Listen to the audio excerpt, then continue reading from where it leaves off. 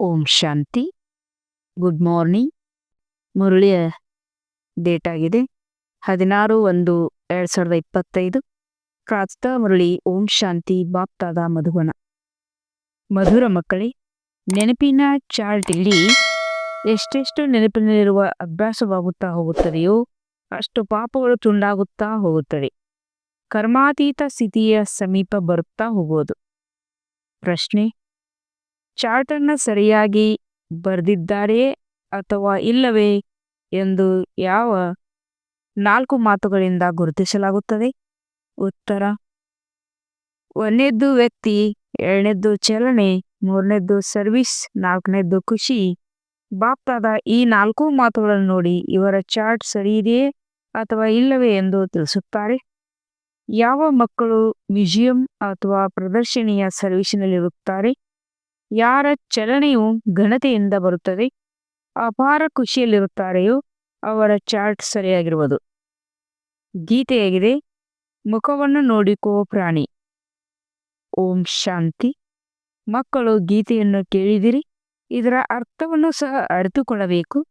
ನನ್ನಲ್ಲಿ ಇನ್ನೂ ಪಾಪವು ಎಷ್ಟು ಉಳಿದಿದೆ, ಪುಣ್ಯದ ಖಾತೆಯು ಎಷ್ಟಿದೆ, ಆತ್ಮವು ಸತೋಪ್ರಧಾನವಾಗುವುದರಲ್ಲಿ ಇನ್ನೂ ಎಷ್ಟು ಸಮಯವಿದೆ, ಈಗ ಎಲ್ಲಿಯವರೆಗೆ ಪಾವನರಾಗಿದ್ದೇವೆ ಎಂಬುದನ್ನು ತಿಳಿದುಕೊಳ್ಳಲು ಆಗುತ್ತದೆಯಲ್ಲವೇ? ನಾವು 2-3 ಗಂಟೆ ನೆನಪಿನಲ್ಲಿದ್ದೆವು ಎಂದು, ಇನ್ನೂ ಕೆಲವರು 1 ಗಂಟೆ ನೆನಪಿನಲ್ಲಿದ್ದೆವು ಎಂದು ಚಾರ್ಟ್ನಲ್ಲಿ ಬರೆಯುತ್ತಾರೆ. ಆದರೆ ಇದು ಬಹಳ ಕಡಿಮೆಯಾಯಿತು. ಕಡಿಮೆ ನೆನಪು ಮಾಡಿದರೆ ಪಾಪಗಳು ಕಡಿಮೆ ತುಂಡಾಗುತ್ತವೆ. ಈಗಂತೂ ಬಹಳಷ್ಟು ಪಾಪವಿದೆಯಲ್ಲವೇ? ಅದು ಇನ್ನೂ ಕಳೆದಿಲ್ಲ. ಆತ್ಮವನ್ನೇ ಪ್ರಾಣಿ ಎಂದು ಹೇಳಲಾಗುತ್ತದೆ ಅಂದಾಗ ತಂದೆಯು ತಿಳಿಸುತ್ತಾರೆ, ಹೇ ಆತ್ಮ, ತನ್ನೊಂದಿಗೆ ಕೇಳಿಕೋ, ಈ ಲೆಕ್ಕದಿಂದ ಎಷ್ಟು ಪಾಪಗಳು ಕಳೆದಿರಬಹುದು, ನಾವು ಎಷ್ಟು ಪುಣ್ಯಾತ್ಮರಾಗಿದ್ದೇವೆ ಎಂಬುದನ್ನು ಚಾರ್ಟ್ನಿಂದಲೇ ಅರ್ಥವಾಗುವುದು. ಇದನ್ನಂತೂ ತಂದೆಯು ತಿಳಿಸಿದ್ದಾರೆ. ಕರ್ಮಾತೀತ ಸ್ಥಿತಿಯು ಅಂತ್ಯದಲ್ಲಿಯೇ ಆಗುವುದು. ನೆನಪು ಮಾಡುವುದು ಹವ್ಯಾಸವಾಗಿ ಬಿಡುತ್ತದೆ ಎಂದರೆ ಹೆಚ್ಚಿನ ಪಾಪಗಳು ತುಂಡಾಗುತ್ತವೆ. ನಾವು ಎಷ್ಟು ಸಮಯ ತಂದೆಯ ನೆನಪಿನಲ್ಲಿರುತ್ತೇವೆ ಎಂದು ಪರಿಶೀಲನೆ ಮಾಡಿಕೊಳ್ಳಬೇಕು. ಇದರಲ್ಲಿ ಸುಳ್ಳು ಹೇಳುವ ಮಾತಿಲ್ಲ. ಇಲ್ಲಿ ತಮ್ಮ ಪರಿಶೀಲನೆ ಮಾಡಿಕೊಳ್ಳಬೇಕಾಗುತ್ತದೆ. ತಂದೆಗೆ ತಮ್ಮ ಚಾರ್ಟನ್ನು ಬರೆದುಕೊಟ್ಟರೆ ಈ ಚಾರ್ಟ್ ಸರಿ ಇದೆಯೇ ಅಥವಾ ಇಲ್ಲವೇ ಎಂಬುದನ್ನು ತಂದೆಯು ಬಹುಬೇಗನೆ ತಿಳಿಸಬಲ್ಲರು. ವ್ಯಕ್ತಿ, ಚಲನೆ, ಸರ್ವಿಸ್ ಮತ್ತು ಖುಷಿಯನ್ನು ನೋಡಿ ತಂದೆಯು ಇವರ ಚಾರ್ಟ್ ಹೇಗಿದೆ ಎಂಬುದನ್ನು ತಕ್ಷಣ ತಿಳಿದುಕೊಳ್ಳುತ್ತಾರೆ. ನಿರಂತರ ನೆನಪು ಯಾರಿಗಿರಬಹುದು? ಯಾರು ಮ್ಯೂಸಿಯಂ ಅಥವಾ ಪ್ರದರ್ಶನಿಯ ಸರ್ವಿಸಿನಲ್ಲಿರುವವರಿಗೆ. ಮ್ಯೂಸಿಯಂನಲ್ಲಂತೂ ಇಡೀ ದಿನ ಬರುತ್ತಾ ಹೋಗುತ್ತಿರುತ್ತಾರೆ. ದೆಹಲಿಯಲ್ಲಂತೂ ಅನೇಕರು ಬರುತ್ತಿರುತ್ತಾರೆ. ಪದೇ ಪದೇ ತಂದೆಯ ಪರಿಚಯ ಕೊಡಬೇಕಾಗುತ್ತದೆ. ತಿಳಿದುಕೊಳ್ಳಿ, ವಿನಾಶಕ್ಕೆ ಇನ್ನೂ ಕೆಲವೇ ವರ್ಷಗಳಿವೆ ಎಂದು ನೀವು ಯಾರಿಗಾದರೂ ಹೇಳುತ್ತೀರಿ? ಇದು ಹೇಗೆ ಸಾಧ್ಯವಿದೆ ಎಂದು ತಿಳಿಯುತ್ತಾರೆ. ಆಗ ತಕ್ಷಣ ಹೇಳಬೇಕು, ಇದನ್ನು ನಾವು ತಿಳಿಸುತ್ತೇವೆಯೇ? ಭಗವಾನ್ ವಾಚವಿದೆಯಲ್ಲವೇ? ಭಗವಾನ್ ವಾಚವು ಅವಶ್ಯವಾಗಿ ಸತ್ಯವೇ ಇರುವುದಲ್ಲವೇ? ಆದ್ದರಿಂದ ತಂದೆಯು ತಿಳಿಸುತ್ತಾರೆ, ಮತ್ತೆ ಮತ್ತೆ ತಿಳಿಸಿ, ಇದು ಶಿವ ತಂದೆಯ ಶ್ರೀಮತವಾಗಿದೆ. ನಾವು ಹೇಳುತ್ತಿಲ್ಲ. ಇದು ತಂದೆಯ ಶ್ರೀಮತವಾಗಿದೆ. ಇದು ಅವರ ಶ್ರೀಮತವಂದಂತೆ ನಡೆಯಬೇಕಾಗಿದೆ. ಭಗವಂತನು ಸತ್ಯವಾಗಿದ್ದಾರೆ. ಅವರಿಗೆ ಮೊಟ್ಟ ಮೊದಲು ತಂದೆಯ ಪರಿಚಯವನ್ನು ಅವಶ್ಯವಾಗಿ ಕೊಡಬೇಕಾಗುತ್ತದೆ.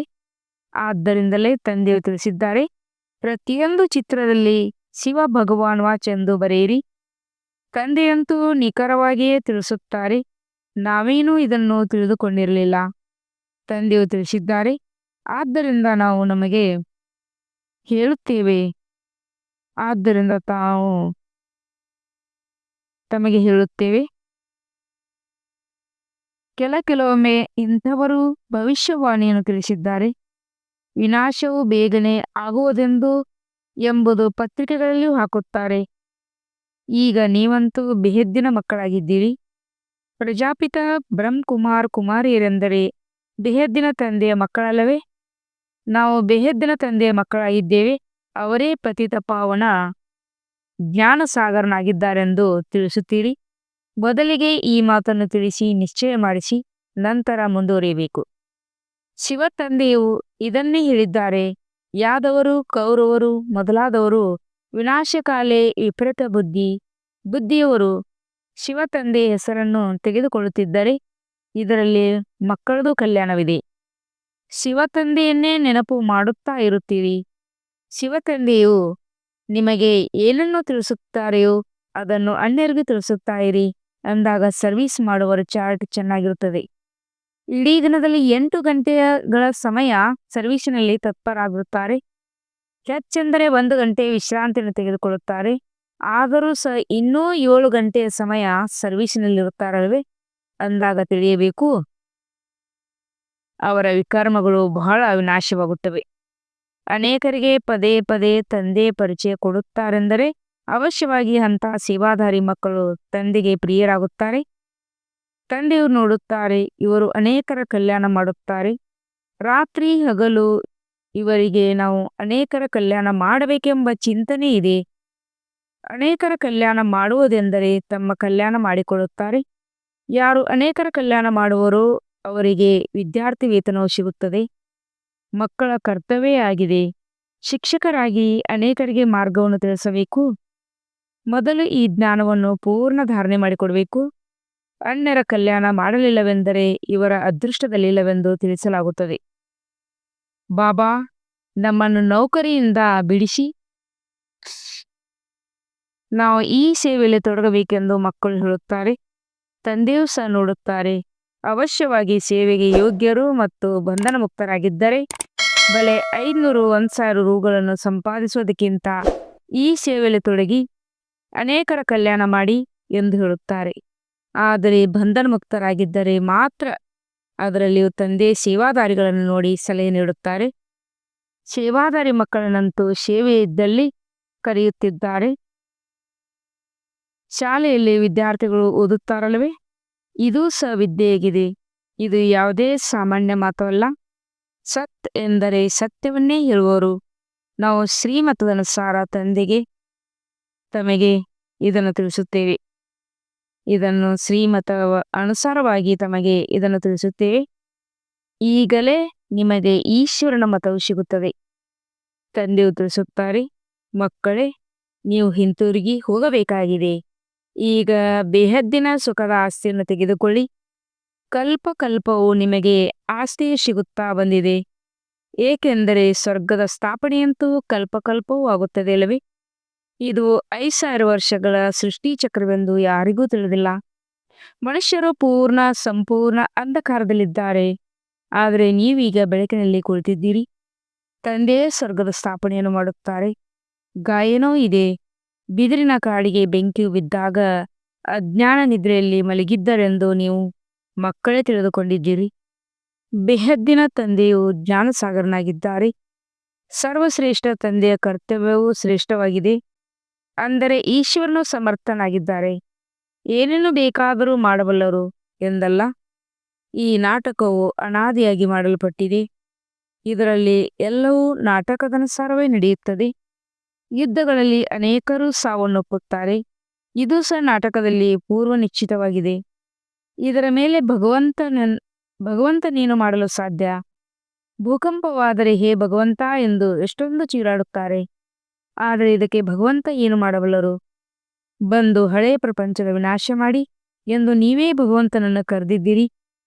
ಹೊಸ ಪ್ರಪಂಚದ ಸ್ಥಾಪನೆ ಮಾಡಿ ಪತಿತ ಪ್ರಪಂಚವನ್ನು ಸಮಾಪ್ತಿ ಮಾಡಿ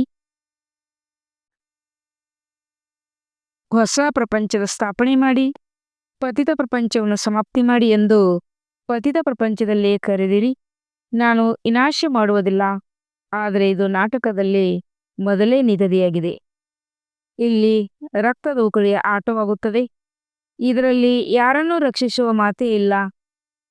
ಪಾವನ ಪ್ರಪಂಚವನ್ನಾಗಿ ಮಾಡಿ ಎಂದು ನೀವು ಮಕ್ಕಳೇ ಹೇಳುತ್ತೀರಿ. ಅಂದಾಗ ಅವಶ್ಯವಾಗಿ ಪತಿತ ಆತ್ಮಗಳು ಹೋಗಬೇಕಲ್ಲವೇ. ಆದರೆ ಈ ರಹಸ್ಯವನ್ನು ಯಾರೂ ತಿಳಿದುಕೊಂಡಿಲ್ಲ. ಭಗವಂತನು ಯಾರು, ಶ್ರೀಮತದ ಅರ್ಥವೇನೆಂಬುದನ್ನು ಅರಿತುಕೊಂಡಿಲ್ಲ. ಯಾರ ಮಕ್ಕಳಾದರೂ ಸರಿಯಾಗಿ ಓದಲಿಲ್ಲವೆಂದರೆ ನೀವು ಕಲ್ಲು ಬುದ್ಧಿಯವರು ಎಂದು ತಂದೆ ತಾಯಿ ಹೇಳುತ್ತಾರೆ. ಸತ್ಯಯುಗದಲ್ಲಿ ಈ ರೀತಿ ಹೇಳುವುದಿಲ್ಲ. ಕಲಿಯುಗದಲ್ಲಿಯೇ ಕಲ್ಲು ಬುದ್ಧಿಯವರಾಗಿದ್ದಾರೆ. ಇಲ್ಲಿ ಯಾರೂ ಸಹ ಫಾರಸ ಬುದ್ಧಿಯವರು ಇರಲು ಸಾಧ್ಯವಿಲ್ಲ. ಈಗ ನೋಡಿ, ಮನುಷ್ಯರು ಏನನ್ನೂ ಮಾಡುತ್ತಿರುತ್ತಾರೆ. ಒಂದು ಹೃದಯವನ್ನು ತೆಗೆದು ಇನ್ನೊಂದು ಹಾಕುತ್ತಾರೆ. ಭಲೆ ಇಷ್ಟು ಪರಿಶ್ರಮ ಪಟ್ಟು ಮಾಡಿದರು, ಆದರೆ ಇದರಿಂದ ಏನು ಪ್ರಯೋಜನ? ಹೆಚ್ಚೆಂದರೆ ಕೆಲವೊಂದು ದಿನಗಳವರೆಗೆ ಬದುಕಿರಬಹುದಷ್ಟೇ. ಅನೇಕರು ರಿದ್ದಿ ಸಿದ್ಧಿಯನ್ನು ಕಲಿತು ಬರುತ್ತಾರೆ, ಅದರಿಂದಲೂ ಪ್ರಯೋಜನವಿಲ್ಲ.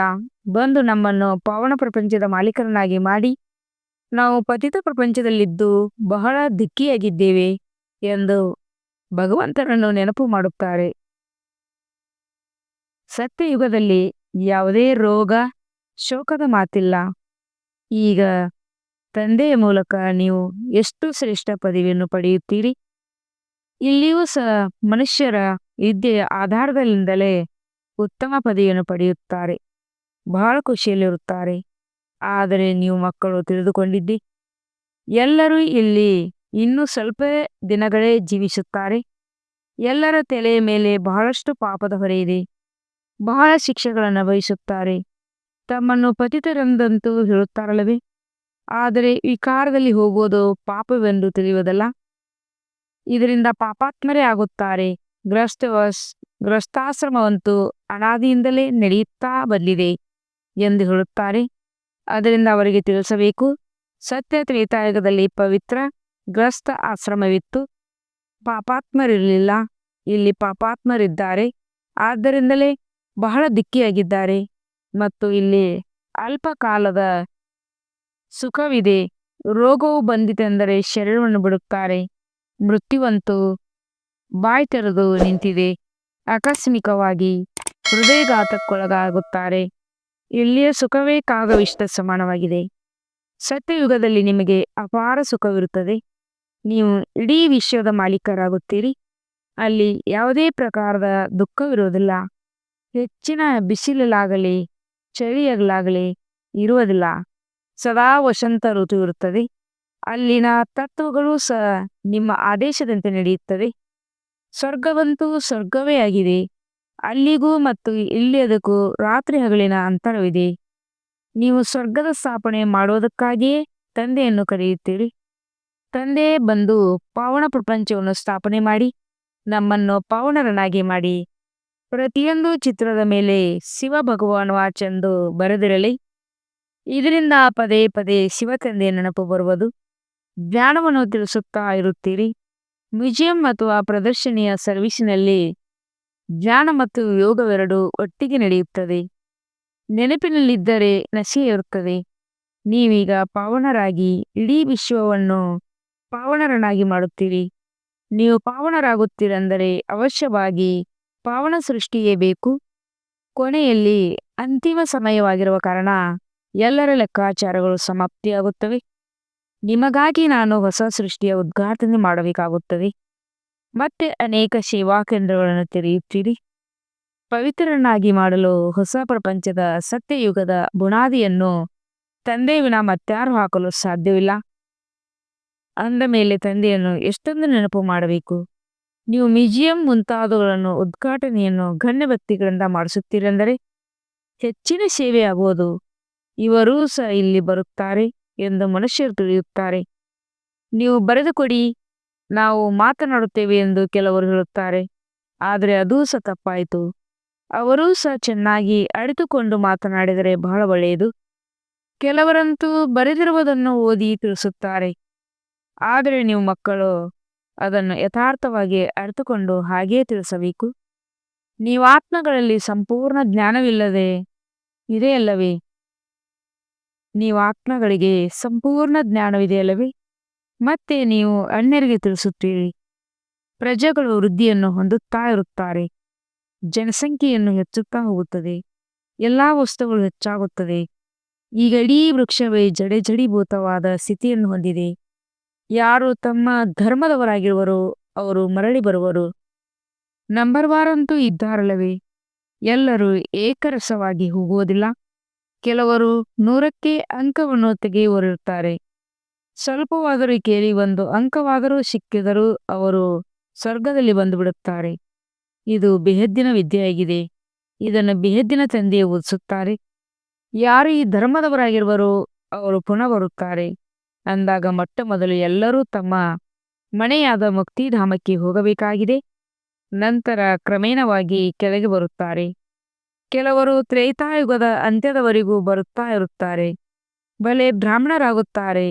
ಆದರೆ ಎಲ್ಲಾ ಬ್ರಾಹ್ಮಣರು ಸತ್ಯಯುಗದಲ್ಲಿ ಬರುವುದಿಲ್ಲ. ತ್ರೇತಾದ ಅಂತ್ಯದವರೆಗೂ ಬರುತ್ತಾರೆ. ಇವರು ಅರಿತುಕೊಳ್ಳುವ ಮಾತುಗಳಾಗಿವೆ. ತಂದೆಗೆ ಗೊತ್ತಿದೆ ಈಗ ರಾಜಧಾನಿ ಸ್ಥಾಪನೆಯಾಗುತ್ತಿದೆ. ಅಂದ ಮೇಲೆ ಎಲ್ಲರೂ ಏಕರಸವಾಗಿರುವುದಿಲ್ಲ. ರಾಜಧಾನಿಯಲ್ಲಿ ಎಲ್ಲಾ ಪ್ರಕಾರದವರು ಬೇಕಲ್ಲವೇ? ಪ್ರಜೆಗಳನ್ನು ಹೊರಗಿನವರೆಂದು ಹೇಳಲಾಗುತ್ತದೆ. ತಂದೆಯು ತಿಳಿಸುತ್ತಾರೆ, ಅಲ್ಲಿ ಮಂತ್ರಿ ಮೊದಲಾದವರ ಅವಶ್ಯಕತೆ ಇರುವುದಿಲ್ಲ. ಅವರಿಗೆ ಇಲ್ಲೇ ಶ್ರೀಮತವು ಸಿಕ್ಕಿದೆ. ಇದರಿಂದ ಅಲ್ಲಿ ಪದವಿಯನ್ನು ಪಡೆಯುತ್ತಾರೆ. ಅಂದಾಗ ಮಂತ್ರಿಗಳಿಂದ ಸಲಹೆಯನ್ನು ತೆಗೆದುಕೊಳ್ಳುವ ಅವಶ್ಯಕತೆ ಇಲ್ಲ. ಆದ್ದರಿಂದ ಅಲ್ಲಿ ಮಂತ್ರಿಗಳಿರುವುದಿಲ್ಲ. ನಂತರ ಅವರೇ ಪತಿತರಾದಾಗ ಒಬ್ಬ ರಾಜರಾಣಿಯ ಜೊತೆಗೆ ಒಬ್ಬ ಮಂತ್ರಿ ಇರುತ್ತಾರೆ. ಈಗಂತೂ ಮಂತ್ರಿಗಳು ಎಷ್ಟೊಂದು ಮಂದಿ ಇದ್ದಾರೆ. ಇಲ್ಲಿ ಪಂಚಾಯಿತಿ ರಾಜ್ಯವಾಗಿದೆಯಲ್ಲವೇ? ಒಬ್ಬರ ಮತವು ಇನ್ನೊಬ್ಬರಿಗೆ ಹೋಲುವುದಿಲ್ಲ. ಒಬ್ಬರೊಂದಿಗೆ ಗೆಳೆತನವನ್ನಿಟ್ಟುಕೊಂಡು ತಿನ್ನಿಸಿದರೆ ಅವರು ಕೆಲಸ ಮಾಡುತ್ತಾರೆ. ಆದರೆ ಅದಕ್ಕೆ ಬದಲಾಗಿ ಇನ್ನೊಬ್ಬರು ಬಂದರು ಅವರಿಗೆ ಗಮನಕ್ಕೆ ಬರಲಿಲ್ಲವೆಂದರೆ ಇನ್ನೂ ಆ ಕೆಲಸವನ್ನು ತಿಳಿಸಿಬಿಡುತ್ತಾರೆ. ಒಬ್ಬರ ಬುದ್ಧಿ ಇನ್ನೊಬ್ಬರಿಗೆ ಹೋಲುವುದಿಲ್ಲ. ಸತ್ಯಯುಗದಲ್ಲಿ ನಿಮ್ಮ ಎಲ್ಲಾ ಕಾಮನೆಗಳು ಈಡೇರುತ್ತವೆ. ನೀವು ಎಷ್ಟೊಂದು ದುಃಖವನ್ನು ಪಡೆದಿದ್ದೀರಿ. ಇದರ ಹೆಸರೇ ದುಃಖಧಾಮವಾಗಿದೆ. ಭಕ್ತಿ ಮಾರ್ಗದಲ್ಲಿ ಎಷ್ಟೊಂದು ಪಟ್ಟು ತಿಂದಿದ್ದೀರಿ. ಇದೂ ಸಹ ನಾಟಕದಲ್ಲಿದೆ. ಯಾವಾಗ ಬಹಳ ದುಃಖಿಯಾಗಿರುವರೋ ಆಗ ತಂದೆಯು ಬಂದು ಸುಖದ ಆಸ್ತಿಯನ್ನು ಕೊಡುತ್ತಾರೆ. ತಂದೆಯು ನಿಮ್ಮ ಬುದ್ಧಿಯ ಬೀಗವನ್ನು ತೆರೆದಿದ್ದಾರೆ. ಸಾಹುಕಾರಿಗಾಗಿ ಇದು ಸ್ವರ್ಗವಾಗಿದೆ, ಬಡವರು ನರಕದಲ್ಲಿದ್ದಾರೆ ಎಂದು ಮನುಷ್ಯರು ಹೇಳುತ್ತಾರೆ. ಆದರೆ ಸ್ವರ್ಗವೆಂದು ಯಾವುದಕ್ಕೆ ಹೇಳಲಾಗುತ್ತದೆ ಎಂಬುದನ್ನು ನೀವೇ ಯಥಾರ್ಥವಾಗಿ ಅರಿತುಕೊಂಡಿದ್ದೀರಿ. ಸತ್ಯಯುಗದಲ್ಲಿ ಯಾರನ್ನೂ ದಯಾಮಯಿ ಎಂದು ಕರೆಯುವುದಿಲ್ಲ. ದಯ ತೋರಿಸಿ ನಮ್ಮನ್ನು ಮುಕ್ತ ಮಾಡಿ ಎಂದು ಇಲ್ಲೇ ಕರೆಯುತ್ತಾರೆ. ಆದ್ದರಿಂದ ತಂದೆ ಎಲ್ಲರನ್ನೂ ಶಾಂತಿಧಾಮ ಸುಖಧಾಮದಲ್ಲಿ ಕರೆದುಕೊಂಡು ಹೋಗುತ್ತಾರೆ. ಅಜ್ಞಾನ ಕಾಲದಲ್ಲಿ ನೀವು ಏನನ್ನೂ ತಿಳಿದುಕೊಂಡಿರಲಿಲ್ಲ. ಯಾರು ನಂಬರ್ 1 ತಮೋಪ್ರಧಾನರು ಅವರೇ ಮತ್ತೆ ನಂಬರ್ 1 ಸತೋಪ್ರಧಾನರಾಗುವರು. ಇವರು ತಮ್ಮನ್ನು ಮಹಿಮೆ ಮಾಡಿಕೊಳ್ಳುತ್ತಿಲ್ಲ. ಮಹಿಮೆ ಎಲ್ಲವೂ ಒಬ್ಬ ತಂದೆಯದಾಗಿದೆ. ಲಕ್ಷ್ಮೀನಾರಾಯಣರನ್ನು ಇಷ್ಟು ಶ್ರೇಷ್ಠರನ್ನಾಗಿ ಮಾಡುವರು ತಂದೆಯಾಗಿದ್ದಾರಲ್ಲವೇ? ಭಗವಂತನು ಸರ್ವಶ್ರೇಷ್ಠನಾಗಿದ್ದಾರೆ. ಅವರು ನಮ್ಮನ್ನು ಶ್ರೇಷ್ಠರನ್ನಾಗಿ ಮಾಡುತ್ತಾರೆ. ಆದರೆ ತಂದೆಗೆ ತಿಳಿದಿದೆ ಎಲ್ಲರೂ ಶ್ರೇಷ್ಠರಾಗುವುದಿಲ್ಲ. ಆದರೂ ಪುರುಷಾರ್ಥ ಮಾಡಬೇಕಾಗಿದೆ. ನೀವಿಲ್ಲಿ ನರನಿಂದ ನಾರಾಯಣರಾಗುವುದಕ್ಕಾಗಿ ಬಂದಿದ್ದೀರಿ. ಬಾಬಾ, ನಾವು ಸ್ವರ್ಗದ ರಾಜ್ಯ ಭಾಗ್ಯವನ್ನು ತೆಗೆದುಕೊಳ್ಳುತ್ತೇವೆ. ನಾವು ಸತ್ಯನಾರಾಯಣ ಸತ್ಯಕಥೆಯನ್ನು ಕೇಳಲು ಬಂದಿದ್ದೇವೆ ಎಂದು ಮಕ್ಕಳು ಹೇಳುತ್ತಾರೆ. ಅದಕ್ಕೆ ತಂದೆ ಹೇಳುತ್ತಾರೆ, ಒಳ್ಳೆಯದು ಮಕ್ಕಳೇ, ನಿಮ್ಮ ಬಾಯಲ್ಲಿ ಗುಲಾಮ್ ಜಾಮೂನ್, ಅದಕ್ಕಾಗಿ ಪರಿಶ್ರಮ ಪಡಿ. ಎಲ್ಲರೂ ಲಕ್ಷ್ಮೀನಾರಾಯಣರಾಗುವುದಿಲ್ಲ. ನಿಮ್ಮ ರಾಜಧಾನಿಯು ಸ್ಥಾಪನೆಯಾಗುತ್ತದೆ. ಅಂದ ಮೇಲೆ ರಾಜ್ಯ ಮನೆತನದಲ್ಲಿ ಮತ್ತು ಪ್ರಜೆಗಳ ಮನೆತನದಲ್ಲಿ ಅನೇಕರು ಬೇಕಲ್ಲವೇ? ಆಶ್ಚರ್ಯವಾಗಿ ಜ್ಞಾನವನ್ನು ಕೇಳಿ ನಡೆಯುತ್ತಾ ಮತ್ತೆ ವಿಚ್ಛೇದನವನ್ನು ಕೊಡುತ್ತಾರೆ. ಯಾವ ಮಕ್ಕಳು? ಯಾರು ತಮ್ಮ ಉನ್ನತಿ ಮಾಡಿಕೊಳ್ಳುವರೋ ಅವರು ಮೇಲೇರುತ್ತಾರೆ. ಇದರಲ್ಲಿ ಬಡವರೇ ಸಮರ್ಪಣೆಯಾಗುತ್ತಾರೆ. ದೇಹ ಸಹಿತವಾಗಿ ಮತ್ತೇನು ನೆನಪಿಗೆ ಬರಬಾರದು. ಇದು ಉನ್ನತ ಗುರಿಯಾಗಿದೆ. ಒಂದು ವೇಳೆ ಸಂಬಂಧವಿದ್ದರೆ ಅದು ಅವಶ್ಯವಾಗಿ ನೆನಪಿಗೆ ಬರುವುದು. ತಂದೆಗೆ ಏನು ನೆನಪಿರುತ್ತದೆ? ಇಡೀ ದಿನ ದೇಹದ್ದಿನಲ್ಲೇ ಬುದ್ಧಿ ಇರುತ್ತದೆ. ಎಷ್ಟು ಪರಿಶ್ರಮ ಪಡಬೇಕಾಗುತ್ತದೆ? ತಂದೆ ತಿಳಿಸುತ್ತಾರೆ, ನನ್ನ ಮಕ್ಕಳಲ್ಲಿಯೂ ಸಹ ಉತ್ತಮರು, ಮಧ್ಯಮರು, ಕನಿಷ್ಠರು ಇರುತ್ತಾರೆ. ಅನ್ಯರು ಯಾರೇ ಬಂದರೆ ಸಹ ಇವರು ಪತಿತ ಪ್ರಪಂಚದವರೆಂದು ತಿಳಿಯುತ್ತಾರೆ. ಆದರೂ ಯಜ್ಞ ಸೇವೆ ಮಾಡುತ್ತಾರೆಂದರೆ ಅವರಿಗೆ ಗೌರವ ಕೊಡಬೇಕಾಗುತ್ತದೆ. ತಂದೆಯು ಯುಕ್ತಿಗಾರನಾಗಿದ್ದಾರನಲ್ಲವೇ? ಇಲ್ಲವೆಂದರೆ ಇವರು ಶಾಂತಿಯ ಶಿಖರ, ಪವಿತ್ರತೆಯ ಶಿಖರವಾಗಿದ್ದಾರೆ. ಇಲ್ಲಿ ಪವಿತ್ರ ತಂದೆಯು ಇಡೀ ವಿಶ್ವವನ್ನು ಪವಿತ್ರವನ್ನಾಗಿ ಮಾಡುತ್ತಾರೆ. ಇಲ್ಲಿ ಪತಿತರ್ಯಾರೂ ಬರಲು ಸಾಧ್ಯವಿಲ್ಲ. ಆದರೆ ತಂದೆ ತಿಳಿಸುತ್ತಾರೆ, ನಾನು ಎಲ್ಲಾ ಪತಿತರನ್ನು ಪಾವನ ಮಾಡುವುದಕ್ಕಾಗಿ ಬಂದಿದ್ದೇನೆ. ಈ ಆಟದಲ್ಲಿ ನನ್ನ ಪಾತ್ರವಿದೆ. ಒಳ್ಳೆಯದು ಮಧುರಾತಿ ಮಧುರಗಲಿ ಹೋಗಿ ಮರಳಿ ಸಿಕ್ಕಿರುವಂತಹ ಮಕ್ಕಳಿಗೆ ಪ್ರೀತಿಯ ಮಾತ್ಪೀತ ಬಾಪ್ತದರ ನೆನಪು ಪ್ರೀತಿ ಹಾಗೂ ನಮಸ್ತೆ. ಆತ್ಮೀಯ ಮಕ್ಕಳಿಗೆ ಆತ್ಮೀಯ ತಂದೆಯ ನಮಸ್ತೆ. हम रूहानी बच्चों की रूहानी बाप दादा को याद प्यार और गुड मॉर्निंग और नमस्ते नमस्ते नमस्ते. शुक्रिया बाबा शुक्रिया वह बाबा वह. ಧಾರಣೆಗಾಗಿ ಮುಖ್ಯ ಸಾರ 1ನೇ ಪಾಯಿಂಟ್, ತಮ್ಮ ಚಾರ್ಟ್ ಅನ್ನು ನೋಡಿಕೊಳ್ಳುತ್ತಾ ಪರಿಶೀಲನೆ ಮಾಡಿಕೊಳ್ಳಬೇಕು. ಪುಣ್ಯದ ಖಾತೆಯು ಎಷ್ಟು ಜಮಾ ಆಗಿದೆ, ಆತ್ಮವು ಎಷ್ಟು ಸತೋಪ್ರಧಾನವಾಗಿದೆ. ನೆನಪಿನಲ್ಲಿದ್ದು ಎಲ್ಲ ಲೆಕ್ಕಾಚಾರವನ್ನು ಸಮಾಪ್ತಿ ಮಾಡಿಕೊಳ್ಳಬೇಕಾಗಿದೆ. 2ನೇ ಪಾಯಿಂಟ್, ವಿದ್ಯಾರ್ಥಿ ವೇತನವನ್ನು ಪಡೆಯಲು ಸೇವಾಧಾರಿಗಳಾಗಿ ಅನೇಕರ ಕಲ್ಯಾಣ ಮಾಡಬೇಕಾಗಿದೆ. ತಂದೆಗೆ ಪ್ರಿಯರಾಗಬೇಕಾಗಿದೆ. ಶಿಕ್ಷಕರಾಗಿ ಅನೇಕರಿಗೆ ಮಾರ್ಗವನ್ನು ತೋರಿಸಬೇಕಾಗಿದೆ. ವರದಾನ, ತಮ್ಮ ಪರಿಷ್ಠ ಸ್ವರೂಪದ ಮೂಲಕ ಸರ್ವರಿಗೆ ಆಸ್ತಿ ಅಧಿಕಾರಿ ಕೊಡಿಸುವಂತ ಆಕರ್ಷಣೆ ಮೂರ್ತವ. ಪರಿಷ್ಠೆ ಸ್ವರೂಪದ ಇಂಥ ಹೊಳಪಿನ ವಸ್ತ್ರ ಧಾರಣೆ ಮಾಡಿ ಯಾವುದೂ ದೂರದವರೆಗೆ ಆತ್ಮರನ್ನು ತಮ್ಮ ಕಡೆ ಆಕರ್ಷಿತರನ್ನಾಗಿ ಮಾಡಿ ಮತ್ತು ಸರ್ವರನ್ನು ವಿಕಾರಿತನದಿಂದ ಬೆಳೆಸಿ ಆಸ್ತಿಕ ಅಧಿಕಾರಿಯನ್ನಾಗಿ ಮಾಡಿ. ಇದಕ್ಕಾಗಿ ಜ್ಞಾನಮೂರ್ತ, ನೆನಪಿನ ಮೂರ್ತ ಮತ್ತು ಸರ್ವ ದಿವ್ಯ ಗುಣಮೂರ್ತರಾಗಿ ಹಾರುವ ಕಲೆಯಲ್ಲಿ ಸ್ಥಿತರಾಗುವ ಅಭ್ಯಾಸ ಹೆಚ್ಚುತ್ತಾ ಹೋಗಿ ನಿಮ್ಮ ಹಾರುವ ಕಲೆಯೇ ಸರ್ವರನ್ನು ನಡೆಯುತ್ತಾ ತಿರುಗಾಡುತ್ತಾ ಪರಿಷ್ಠ ಸೋದಿಯುತ್ತಾ ಸ್ವರೂಪದ ಸಾಕ್ಷಾತ್ಕಾರ ಮಾಡಿಸುವುದು. ಇದೇ ವಿಧಾತ ವರದಾತನ ಸ್ಥಿತಿಯಾಗಿದೆ. ಸ್ಲೋಗನ್, ಅನ್ಯರ ಮನಸ್ಸಿನ ಭಾವನೆಗಳನ್ನು ತಿಳಿದುಕೊಳ್ಳಲು ಸದಾ ಮನ್ಮನಾಭವದ ಸ್ಥಿತಿಯಲ್ಲಿ ಸ್ಥಿತರಾಗಿರಿ. ಇವತ್ತಿನ ಇಶಾರ ಆಗಿದೆ, ತಮ್ಮ ಶಕ್ತಿಶಾಲಿ ಮನಸ್ಸ ಮೂಲಕ ಸಕಾಶಿ ಕೊಡುವ ಸೇವೆಯನ್ನು ಮಾಡಿರಿ. ಮನುಷ್ಯಾಶಕ್ತಿಯ ದರ್ಪಣವಾಗಿದೆ ಮಾತು ಮತ್ತು ಕರ್ಮ. ಅಜ್ಞಾನಿ ಆತ್ಮಗಳು ಜ್ಞಾನಿ ಆತ್ಮಗಳು ಇಬ್ಬರ ಸಂಪರ್ಕದಲ್ಲಿ ಮಾತು ಮತ್ತು ಕರ್ಮ ಶುಭ ಭಾವನೆ ಶುಭ ಕಾಮನೆಯುಳ್ಳದಾಗಿರಲಿ. ಯಾರ ಮನಸ್ಸಾಶಕ್ತಿಯಲ್ಲಿ ಅಥವಾ ಶುಭವಾಗಿರುತ್ತದೆ ಅವರ ವಾಚ ಮತ್ತು ಕರ್ಮ ಸ್ವತಃವೇ ಶಕ್ತಿಶಾಲಿ ಶುದ್ಧವಾಗಿರುತ್ತದೆ, ಶುಭ ಭಾವನೆಯುಳ್ಳವರಾಗುತ್ತದೆ. ಮನಸ್ಸಾಶಕ್ತಿಶಾಲಿ ಅರ್ಥ ನೆನಪಿನ ಶಕ್ತಿ ಶ್ರೇಷ್ಠವಾಗಿರುತ್ತದೆ, ಶಕ್ತಿಶಾಲಿಯಾಗಿರುತ್ತದೆ, ಸಹಜ ಯೋಗಿರಾಗಿರುತ್ತಾರೆ. ಓಂ ಶಾಂತಿ.